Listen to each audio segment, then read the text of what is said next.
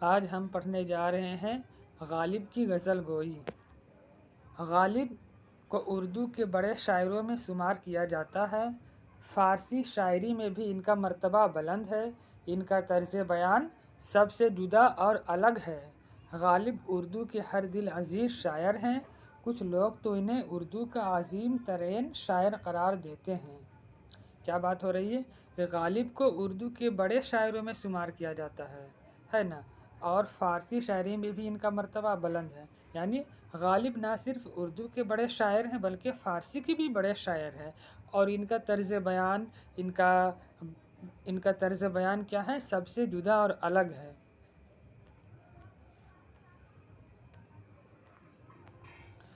غالب کی شاعرانہ عظمت کا بڑا ثبوت یہ بھی ہے کہ تیزی سے گزرتے ہوئے وقت نے ان کے فن کو غرد آلود کرنے کے بجائے اسے اور بھی نکھار دیا۔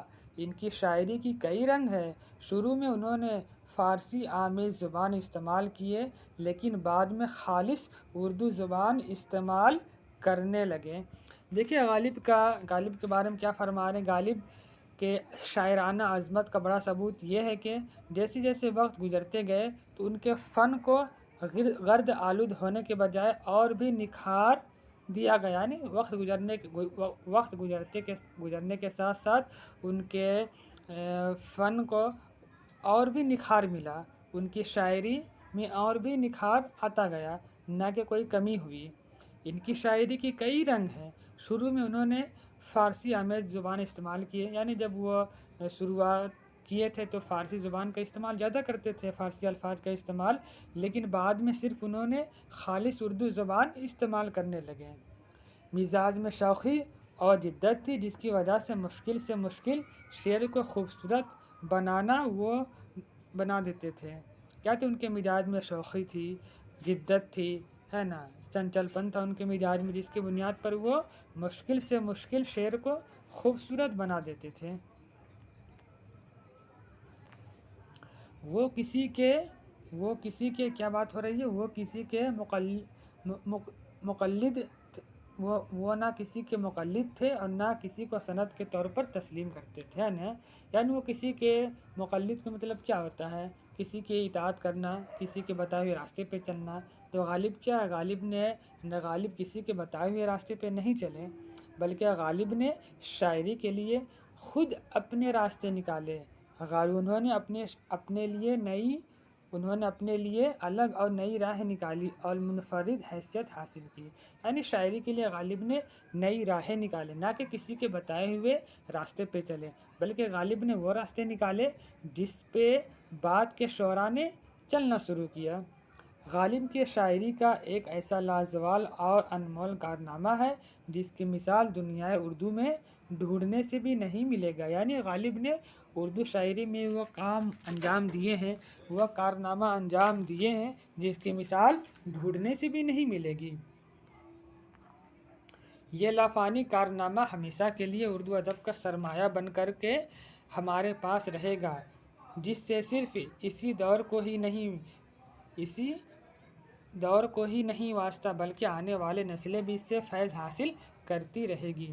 یعنی غالب نے جو کارنامے انجام دیے ہیں اس سے نہ صرف اسی دور کو فائدہ پہنچے گا بلکہ آنے والے نسلوں کے لیے بھی یہ کافی فائدہ مند ثابت ہوگی۔ غالب ایک عظیم شاعر اور بڑے فنکار ہیں جن کی شاعری لطافت، فکر، خیال سے عبارت ہے۔ ان کی شاعری کی نمایاں خصوصیات درج ذیل۔ اب ان کے شاعری کے ہم لوگ نمایاں خصوصیات دیکھتے ہیں کون کون سی ہے۔ پہلا ہے فکری پہلو، ہے نا۔ تو فکری پہلو میں کیا چیز ہے؟ غالب سے پہلے اردو غزل کی دنیا بہت محدود تھی۔ غالب سے قبل اردو کی دنیا کیسی تھی؟ اردو غزل کی دنیا محدود تھی۔ یعنی موضوعات کیسے ہوا کرتے تھے؟ صرف حسن کے معاملات، عشق کے واردات کے سوا کچھ بھی نہ تھا۔ جب ہم غالب کے پہلے کے غزل کو دیکھتے ہیں، شاعری کو دیکھتے ہیں، تو کیا تھا اس میں؟ صرف اور صرف حسن کی بات، عشق کے واردات کے سوا کچھ بھی نہ تھا۔ غالب پہلے شاعر ہیں جنہوں نے سب سے پہلے زندگی کے حقیقی مسائل پر غور کیا اور انہیں اپنی شاعری کا موضوع بنایا۔ غالب پہلے شخص ہیں جنہوں نے زندگی کے مسائل پر غور کیا، یعنی इंसान के जो मसाइल उस पर गौर किया और उसको अपनी शायरी का मौजू बनाया। यानी गालिब ने हमारे जो उर्दू शायरी है उसको हुस्न की वादियों से निकाल करके हकीकी ज़िंदगी में ला करके खड़ा कर दिया। गालिब की अजमत का बड़ा राज भी यही है कि उन्होंने उर्दू गज़ल को ज़हन दिया, सोचना सिखाया और उसे गौर फिक्र की आदत डाली। आल अहमद सुरूर क्या कहते हैं इसके बारे में कि गालिब से पहले उर्दू शायरी दिल वालों की दुनिया थी। यानी गालिब से पहले उर्दू शायरी हमारी क्या थी? दिल वालों की दुनिया थी। यानी इसमें सिर्फ़ और सिर्फ हुस्न की बात हुआ करती थी, लेकिन गालिब ने इसे ज़हन दिया और एक ऐसी ज़बान दी जो फ़िक्र की गर्मी का साथ दे सके। गालिब ना होते तो इकबाल भी ना होता। गालिब हमारे लिए एक शायर नहीं बल्कि ज़हनी फ़िज़ा है। ये कौन कह रहे हैं? आल अहमद सुरूर कह रहे हैं। अब देखिए तसव्वुफ़ क्या चीज़ है। गालिब की कलाम की दूसरी खसूसियत क्या है? तसव्वुफ़ क्या है कि सूफ़ी हजरात जिस रास्ते पे चल करके खुदा को पा लेते हैं, तो उस मौजू को भी गालिब ने अपने गज़ल में पेश किया है। गालिब अगरचे सूफ़ी नहीं थे, है ना, अमली सूफ़ी नहीं थे, लेकिन उनकी शायरी फ़लसफ़ा वहदतुल वजूद से लबरेज़ है। मगर इनका ये अक़ीदा भी हर जगह बरकरार नहीं रहता। बाज़ मकामात पर वह तशकीक का शिकार हो जाते हैं, फिर आलमी हैरत में अल्लाह ताला से तरह तरह के सवाल करते हैं। क्या सवाल करते हैं? देखिए, जब कि तुझ बिन नहीं कोई मौजूद, फिर ये हंगामा ए खुदा क्या है। पूछते हैं गालिब की गज़लों को जब हम पढ़ते तो उसमें अक्सर गालिब सवाल करते हुए नज़र आते हैं। आगे भी शेर है, सब्ज़ा बगुल कहाँ से आए हैं, अब्र क्या चीज़ है, हवा क्या है। इस तरीक़ा से शायरी करते हैं।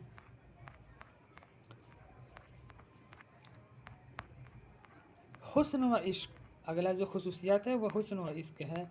क्या चीज़ है? देखिए, हुस्न व इश्क के मुतालिक जिस कदर बुलंद पाया अशार दीवाने गालिब में मिलते हैं और हिकमत इश्क की निस्बत जो गहराई इनकी नज़र में है, इसका उर्दू के किसी दूसरे शायरों के यहाँ मिलना मुहाल है। आम शेरी रवायत के मुताबिक गालिब भी अपनी शायरी का बेशतर मवाद हुस्न व इश्क से ही हासिल करते हैं। हमें गालिब की शायरी के बेशतर हिस्सा पर जज्बा इश्क व मोहब्बत की छाप नज़र आती है। गालिब हुस्न के मुख्तलिफ़ कैफियतों और इश्क व मोहब्बत की वारदात को अपने महसूसात और अपनी दाखिलियत की मदद से लाजवाल बना देते हैं। देखिए, गालिब की गज़लों में, दीवाने गालिब में बहुत सारे ऐसे गज़लें मौजूद हैं जिनका मौजू क्या है? हुस्न व इश्क है, लेकिन कुछ हट के हैं। वो किस तरीक़े से करते हैं कि वो महबूब के शौक़ी छेड़छाड़ को बयान करते हैं, खुददारी को बयान करते हैं। देखिए शेर देखेंगे तो क्लियर हो जाएगा। देख लीजिए, कोई मेरे दिल से पूछे तीरे तीर नीम कश को, कोई मेरे दिल से पूछे तेरे तीर नीम कश को, यह खलस कहाँ से होती जो जिगर के पार होता। ये शेर है। बस इतना ही। ये पार्ट 1 है गालिब की गज़ल गोई के हवाले से। पार्ट 2 भी बहुत जल्द लेकर के आऊँगा। इसके लिए आप लोग चैनल को सब्सक्राइब कर लें।